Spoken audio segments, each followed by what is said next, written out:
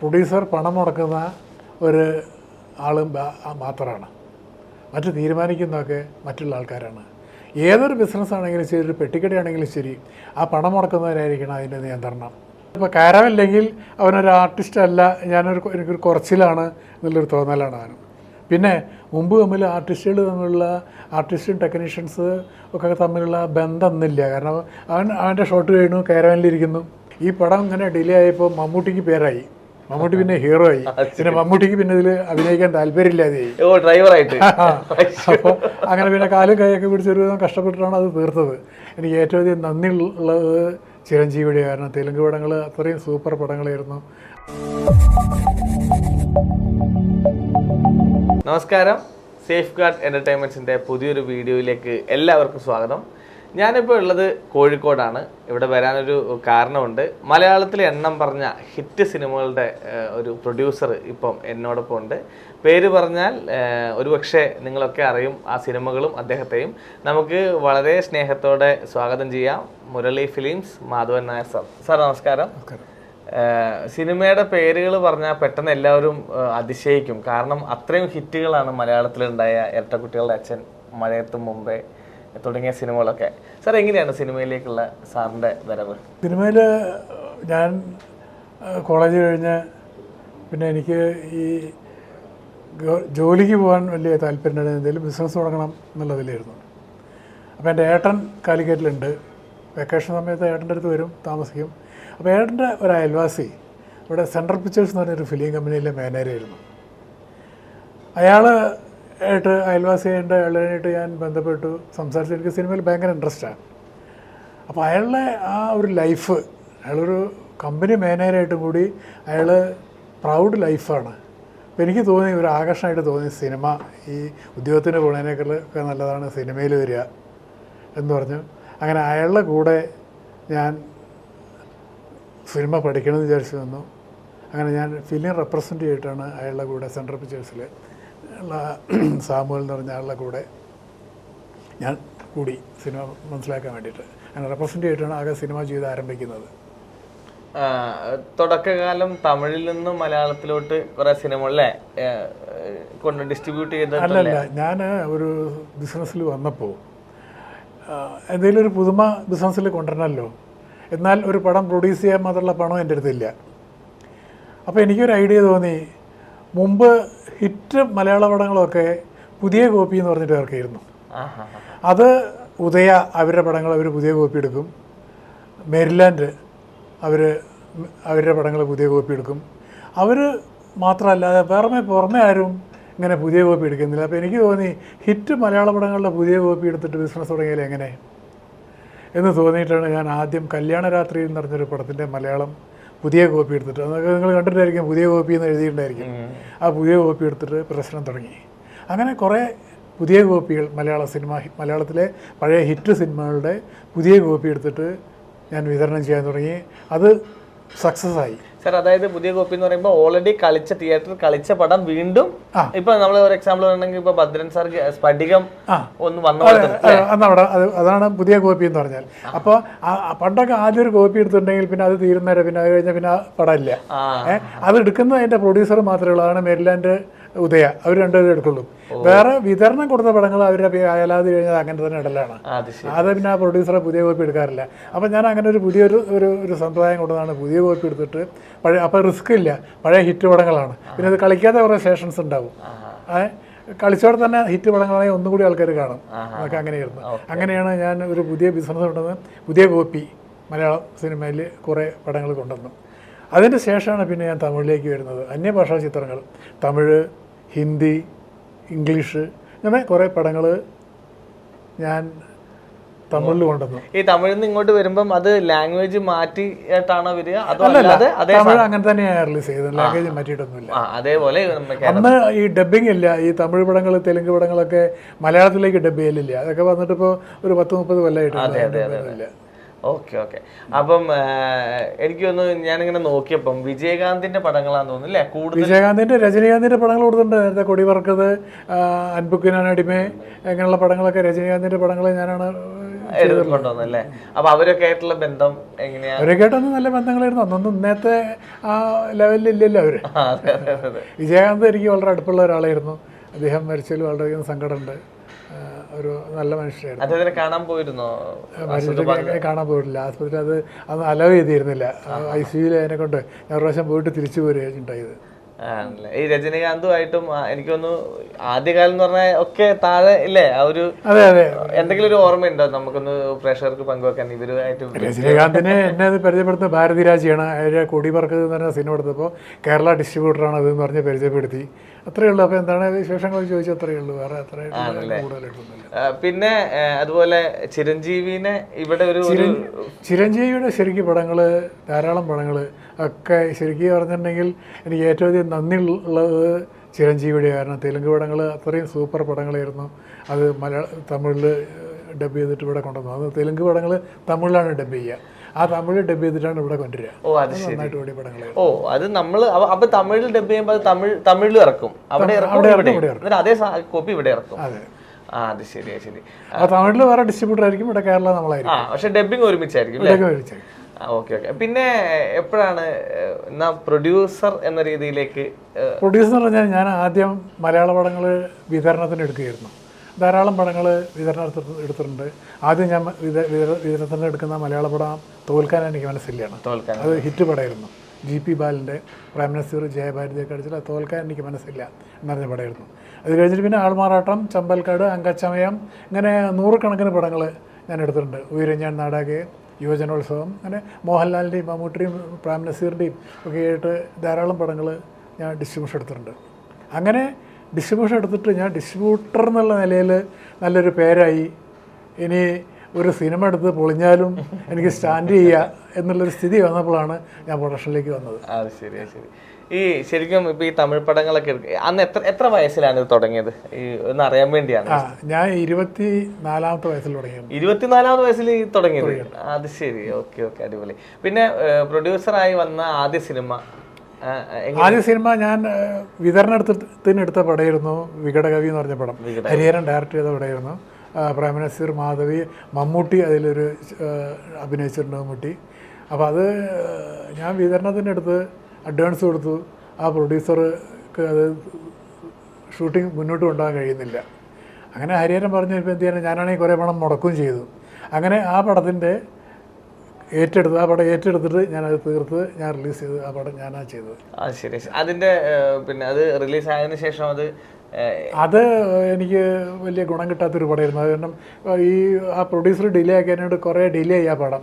Delay ആകുമ്പോൾ നമ്മൾ മറ്റേ മലയാള പടങ്ങളൊക്കെ 1 ഷെഡ്യൂൾ 2 ഷെഡ്യൂളിൽ തീർക്കേണ്ട പടം അത് 6 ഷെഡ്യൂളായി. അപ്പോഴേക്കും ആ പടത്തിൽ മമ്മൂട്ടിക്ക് ശരിക്കും പറഞ്ഞാൽ പ്രേം നസീറിൻ്റെ ഡ്രൈവറായിട്ടുള്ള റോളായിരുന്നു. ഈ പടം ഇങ്ങനെ ഡിലേ ആയപ്പോൾ മമ്മൂട്ടിക്ക് പേരായി. മമ്മൂട്ടി പിന്നെ ഹീറോ ആയി. പിന്നെ മമ്മൂട്ടിക്ക് പിന്നെ ഇതിൽ അഭിനയിക്കാൻ താല്പര്യമില്ലാതെയായി, ഡ്രൈവറായിട്ട്. അപ്പോൾ അങ്ങനെ പിന്നെ കാലും കൈയൊക്കെ പിടിച്ചൊരു കഷ്ടപ്പെട്ടിട്ടാണ് അത് തീർത്തത്. അത് തീർത്തപ്പോൾ തന്നെ അത് ശരിക്കും പറഞ്ഞൊരു നല്ല സന്തോഷമുള്ള ഒരു മനസ്സോട് കൂടിയിട്ടല്ല അയാൾ അത് തീർത്തത്. സാറിൻ്റെ പ്രൊഡ്യൂസ് ചെയ്ത പടങ്ങൾ നോക്കിക്കഴിഞ്ഞാൽ മമ്മൂട്ടിയുടെ പടങ്ങളാണ് കൂടുതൽ വെച്ചാൽ 4 പടങ്ങൾ മമ്മൂട്ടി നായകനായിട്ട് ചെയ്തിട്ടുണ്ട്. അപ്പോൾ ആ ഒരു ബന്ധം പിന്നെ എങ്ങനെയായിരുന്നു? ബന്ധം മമ്മൂട്ടിനായിട്ട് ഇപ്പോഴും നല്ല ബന്ധം തന്നെയാണ്. ബന്ധത്തിനൊന്നും ഒരു പ്രശ്നമില്ല. അല്ല, പിന്നെ എന്തുകൊണ്ടാണ് മോഹൻലാലിന്റെ സിനിമ കഥകൾ ഒത്തുവരാത്തതുകൊണ്ടാണോ? അല്ല, മോഹൻലാലിന്റെ പടം ഞാൻ കുറേ ഡിസ്ട്രിബ്യൂട്ട് ചെയ്തിട്ടുണ്ട്. ഇപ്പോൾ ഉയരഞ്ഞാൻ നാടക, യുവജനോത്സവം, അങ്ങനെയുള്ള പടങ്ങൾ. പിന്നെ ബാലാജിയുടെ ആദ്യ പടം ഞാനാണ് എടുത്തത്, സുരേഷ് ബാലാജിയുടെ പടം. മോഹൻലാലിനായിട്ട് മമ്മൂട്ടിനായിട്ടൊരു കെമിസ്ട്രി ആയിരുന്നു. ഞാൻ കമൽ, മമ്മൂട്ടി, ശ്രീനിവാസൻ, ഞാൻ എന്നുള്ളൊരു കെമിസ്ട്രി ആയിരുന്നു. 4 പടങ്ങൾ നന്നായിട്ട് ചെയ്തു. വെനീസിലെ വ്യാപാരിയാണ് അല്ലേ അവസാനം ചെയ്ത സിനിമ. പിന്നെ എന്തുകൊണ്ടാണ് ഒരു ഗ്യാപ്പ്? എല്ലാറ്റിനും മോനെ ഒരു റിട്ടയർമെൻറ്റ് എന്ന് പറഞ്ഞാൽ ഒന്നില്ലേ. മരിക്കുന്നവരുമായി ചെയ്യുക എന്നുള്ളതാണ്. നമ്മൾ ഇപ്പോൾ ഏറ്റവും ഉയരത്തെത്തിയിട്ടുണ്ടെങ്കിൽ പിന്നെ നമ്മൾ വളരെ ശ്രദ്ധിക്കണം. വീഴുന്നത് എത്ര ഉയരത്തിലെത്തുന്നു അത്രത്തോളം വീഴ്ചയുടെ ശക്തി വലുതായിരിക്കും. അപ്പോൾ നമ്മൾ വളരെ ശ്രദ്ധിച്ച് ചെയ്യേണ്ടതാണ്. ഇപ്പോൾ പഴയ പ്രൊഡ്യൂസേഴ്സ് ആരും സിനിമ ചെയ്യുന്നില്ല, ചെയ്യാൻ പറ്റില്ല. കാരണം ഇന്നത്തെ സിനിമ എന്ന് പറഞ്ഞാൽ പ്രൊഡ്യൂസറുടെ കയ്യിലല്ല. കാരണം പ്രൊഡ്യൂസർ പണം മുടക്കുന്ന ഒരു ആളും മാത്രമാണ്. മറ്റ് തീരുമാനിക്കുന്നതൊക്കെ മറ്റുള്ള ആൾക്കാരാണ്. ഏതൊരു ബിസിനസ്സാണെങ്കിലും ശരി, ഒരു പെട്ടിക്കടയാണെങ്കിലും ശരി, ആ പണം മുടക്കുന്നവരായിരിക്കണം അതിൻ്റെ നിയന്ത്രണം. അതില്ലെങ്കിൽ ആ ബിസിനസ്സിൽ യാതൊരു രക്ഷയില്ല. പഴയ ഇപ്പോൾ ജൂബിലി പിക്ചേഴ്സ്, സുർഗേത്ര, ഇങ്ങനെയുള്ള KTC, ഇവരൊക്കെ ഞങ്ങളൊക്കെ പടം നിർത്തി. ഞങ്ങൾക്കൊക്കെ ഇന്നിപ്പോൾ ഒരു പടം എടുക്കാനൊരു പ്രയാസമില്ല. എന്തുകൊണ്ട് എടുക്കുന്നില്ല? നിയന്ത്രണം നഷ്ടപ്പെട്ടതിനെ കൊണ്ടാണ്. അപ്പോൾ മറ്റുള്ളത് എല്ലാം നമ്മൾ ഇപ്പോൾ എൻ്റെ ഒരു സിനിമയിൽ എത്ര രൂപ ചിലവാക്കണം, ആരൊക്കെ ആർട്ടിസ്റ്റാക്കണം, ഇതൊക്കെ തീരുമാനിക്കേണ്ടത് ഞാനാണ്. അതല്ലാതെ അത് തീരുമാനിക്കേണ്ടത് മറ്റുള്ളവർ. നമ്മൾ അവർ പറയണ പൈസ മുടക്കുക എന്നുള്ളത് മാത്രമാകുമ്പോൾ അതിൽ നിയന്ത്രണം ഉണ്ടാവില്ല ബിസിനസ്സിൽ. അതുകൊണ്ടാണ് പഴയ ആൾക്കാരും ഇപ്പോൾ സിനിമ എടുക്കാത്തത്. അപ്പോൾ പഴയ കാലത്ത് ഇപ്പോൾ സാറൊക്കെ ചെയ്യുന്ന സമയത്തൊക്കെ കൃത്യമായിട്ട് ഇപ്പോൾ ഒരു അനുസരണ, ഞാൻ അങ്ങനെ പറയല്ല, അതായത് ഇപ്പോൾ പല ഇൻ്റർവ്യൂകളിലും പലതിലും കാണുന്ന അനുസരണക്കേട് എന്നൊക്കെ ഈ നടന്മാരതായിക്കോട്ടെ മറ്റു ടെക്നീഷ്യൻസിൻ്റെ ഒക്കെ. പക്ഷെ അന്നത്തെ ഇത് കൃത്യമായ രീതിയിൽ അല്ല, അനുസരണ കണ്ടില്ല. അന്നൊരു സാമ്പത്തിക അച്ചടക്കം ഉണ്ടായിരുന്നു. ഇപ്പോൾ ഒരു ഉദാഹരണം പറയണം, ഞാൻ പറയണ ഒരു പാട്ട്, അത് പ്രൊഡ്യൂസർ വേണം, അത് സ്വിറ്റ്സർലാൻഡിൽ എടുക്കണം ആ പാട്ട്. ഞാൻ പറയും എനിക്കത് പറ്റില്ല, നമുക്ക് ഊട്ടിയിലെടുക്കാമെന്ന് പറയും. ഊട്ടിയിലെടുക്കുകയാണെങ്കിൽ മതി. ഇപ്പം അതല്ല, അപ്പോൾ പ്രൊഡ്യൂസർ എന്താ അറിയില്ല. സ്വിറ്റ്സർലൻഡിലേക്ക് ടിക്കറ്റ് ബുക്ക് ചെയ്തതിന് ശേഷമേ പ്രൊഡ്യൂസർ അറിയുള്ളൂ. ആ ടിക്കറ്റിനുള്ള പൈസ ട്രാവൽ ഏജൻസിയിൽ നിന്ന് വരുമ്പോൾ പണം കൊടുക്കുക. എന്തിനാണ് പാട്ട് സ്വിറ്റ്സർലാൻഡിൽ ലെറ്റർ എടുക്കുന്നത്? എത്ര പേരെ അങ്ങോട്ട് പോകണം എന്ന് പറയുമ്പോൾ നമ്മുടെ പെട്ടിയിലുള്ള പണം നമുക്കെല്ലാം അറിയാം. അതേപോലെ തന്നെ ഇപ്പോൾ ഡാൻസിനിപ്പോൾ നമ്മൾ പറയണത് 10 പേരേനെ വെച്ച് ഡാൻസ് ചെയ്യാമെന്ന്. 40 ആൾ വേണം. എന്നാലും പറഞ്ഞാൽ നമ്മുടെ ബഡ്ജറ്റിൽ 4 ഇരട്ടി കൂടുകയാണ്. അങ്ങനെയാണ് പലരും പലിശ മേടിച്ച് മുടിഞ്ഞു പോയത്. കാരണം അയാളുടെ കയ്യിലുള്ള പണം വെച്ചിട്ടായിരിക്കും സിനിമ തുടങ്ങിയിട്ടായിരിക്കുക. സിനിമ പകുതി ആകുമ്പോഴേക്കും പണം തീർന്നു. പിന്നെ ഫൈനാൻസ് മേടിക്കണം. ഫൈനാൻസ് മേടിച്ചു കഴിഞ്ഞാൽ പിന്നെ അയാളുടെ അടിമയായി. സാർ, അതിലേക്ക് ശരിക്കും എത്തിച്ചത് ഈ പ്രൊഡ്യൂസർമാർ തന്നെ അല്ലേ? എൻ്റെ ഡൗട്ടാണ്. ഇപ്പം അച്ചടക്കമില്ലായ്മയിലേക്ക്, അതായത് ഏത് രീതിയിൽ കൊണ്ടുപോയാലും ഞങ്ങൾക്ക് പൈസ കിട്ടും എന്നുള്ളൊരു ധാരണ. അതല്ല ഈ കുറേയൊക്കെ പറയില്ല ഗതികേടെന്ന്. ഇപ്പോൾ ഞാൻ പരിചയമില്ലാത്ത ഒരു പ്രൊഡ്യൂസറാണ്. പരിചയമില്ലാത്ത പുതിയ ആൾക്കാരെന്നെ അങ്ങനെ ആക്കാൻ പറ്റുള്ളൂ. നിങ്ങളൊരു ഡയറക്ടറാണ്. അപ്പോൾ എൻ്റെ അടുത്ത് ഒരു 50 ലക്ഷം ഉറുപ്പ്യ ഉണ്ടാവും. അത് നിങ്ങൾ അറിഞ്ഞിട്ടായിരിക്കും. നിങ്ങൾ എന്നെ വന്നിട്ട്, സിനിമയെ പറ്റി കൂടുതലൊന്നും അറിയാത്ത ആളാണ്, നിങ്ങൾ എന്നെ വന്നിട്ട് വരികയാണ്, ആ 40 ലക്ഷം ഉറുപ്പ്യ നമുക്ക് മുടക്കിയാൽ മതി, നമുക്ക് സിനിമ എടുക്കാം, ഷൂട്ടിംഗ് തുടങ്ങി കുറച്ച് ദിവസം ആകുമ്പോഴേക്കും അതിൻ്റെ സാറ്റലൈറ്റ് പോവും, തിയേറ്ററിൽ അഡ്വാൻസ് തരും, അങ്ങനെ കിട്ടും ഇങ്ങനെ കിട്ടും എന്നൊക്കെ പറഞ്ഞിട്ട് ഇയാളെ അങ്ങ് സമ്മതിപ്പിക്കുകയാണ്. അങ്ങനെ അയാൾക്ക് ആകർഷണമായ വാക്കുകൾ കൊടുത്ത് ഈ പൈസ കൊണ്ട് നമുക്ക് പടം തുടങ്ങിയിട്ട് പകുതി ആകുമ്പോഴേക്കും നമുക്ക് പൈസ വേറെ വന്നുകൊണ്ടിരിക്കുക എന്നൊക്കെ പറഞ്ഞ് അയാളെന്നെ കുടുക്കി കഴിഞ്ഞാൽ അയാളുടെ കയ്യിലുള്ള 50 ലക്ഷം അയാൾ ചിലവാക്കി. പിന്നെ ഇനി തീർക്കണേ, ഇനി പൈസ വേണം. അപ്പോൾ അയാൾ കടം മേടിക്കുക, എന്താണ് ഈ വിറ്റിട്ടും പെറുക്കിയിട്ടും ഒക്കെ കടം മേടിച്ചതൊക്കെ അങ്ങനെ കുടുങ്ങി പോവുകയാണ്. അല്ല, അത് ഗതികേടെന്ന് അതിനെ പറയാം. ഗതികേട് പണ്ട് കാലത്തെക്കാട്ടും പുതിയ എത്രയോ, ഇപ്പം നമ്മൾ പത്രത്തിൽ പലതും കടം കയറിയ വാർത്തകൾ സ്ഥിരം വരാറുണ്ട്. ഇപ്പം 2-3 പേര് ആത്മഹത്യ ചെയ്ത പോലും ഈ അടുത്ത് നമ്മൾ വായിക്കുകയുണ്ടായി. പണ്ട് അങ്ങനെ അല്ലേ, അങ്ങനത്തെ ഒരു പ്രശ്നമേ ഇല്ലായിരുന്നു അല്ലേ? പണ്ട് കാലത്ത് നമ്മൾ ഓരോ കാര്യങ്ങൾ വായിക്കുമ്പോഴൊക്കെ മനസ്സിലാവുന്നത് അവിടെ കുറച്ചുകൂടി ഇപ്പോൾ സാറ് പറഞ്ഞ അച്ചടക്കം മാത്രമല്ല, ആർട്ടിസ്റ്റുകളും നിങ്ങളോടൊപ്പം ചേർന്ന് അല്ലേ, അത് വേണ്ട ഇത് വേണ്ട. ഇന്നിപ്പോ സഹകരണം ഇല്ല, ഇന്നിപ്പോൾ ആർഭാടാണ്. കാരണം ഇന്നിപ്പോൾ കാരമില്ലെങ്കിൽ അവനൊരു ആർട്ടിസ്റ്റ് അല്ല, എനിക്കൊരു കുറച്ചിലാണ് എന്നുള്ളൊരു തോന്നലാണ് അവന്.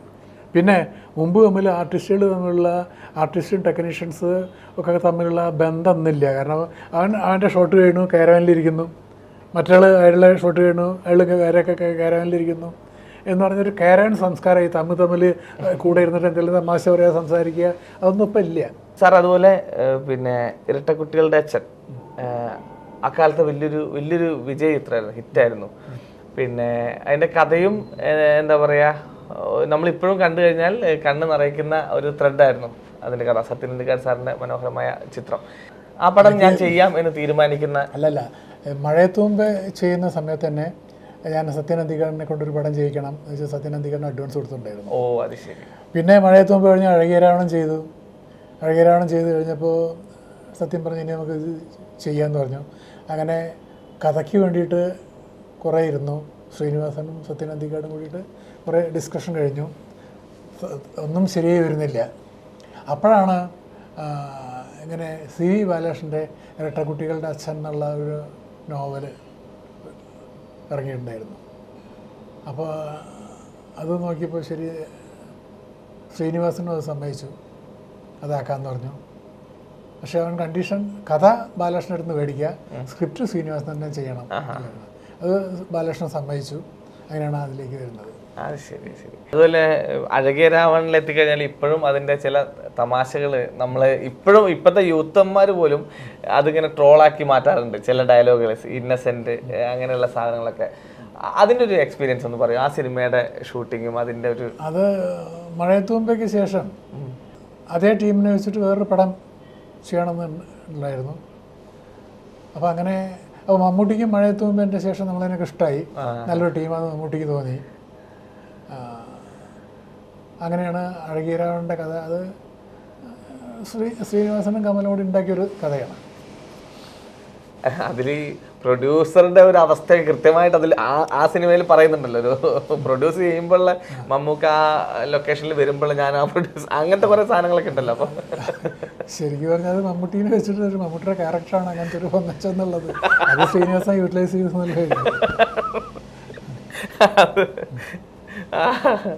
അന്ന് ശരിക്കും ആ ഒരു ഇതിലായിരുന്നു പൊങ്ങച്ച ആ രീതിയിലായിരുന്നു. കുറെ മമ്മൂട്ടിയുടെ ക്യാരക്ടർ നോക്കിയിട്ട്. കാരണം മമ്മൂട്ടിക്ക് കന്നഡയിൽ ഭയങ്കര കൂളിംഗ് ക്ലാസ്സിൽ ഭയങ്കര താല്പര്യമാണ്, കാറിൽ ഭയങ്കര താല്പര്യമാണ്. അതുപോലെ തന്നെ ഇത്തിരി പൊങ്ങച്ചുള്ള ആളാന്നൊക്കെയാണ്. അതാണല്ലോ ഓരോരുത്തർക്ക് 100 രൂപ വെച്ച് കൊടുക്കണതൊക്കെ. അത് അങ്ങനത്തെ കുറേയൊക്കെ അദ്ദേഹത്തിൻ്റെ ഇത് എടുത്തിട്ട് ശ്രീനിവാസൻ ചെയ്തതാണ്. പക്ഷെ ശ്രീനിവാസൻ അതിനെ കൊണ്ട് മമ്മൂട്ടിയെ സമ്മതിച്ചു. കാരണം ശ്രീനിവാസൻ എല്ലാം അങ്ങനെ തമാശയിൽ പിടിച്ചിട്ടാണല്ലോ എടുക്കുക. അതെ അതെ അതെ അതെ.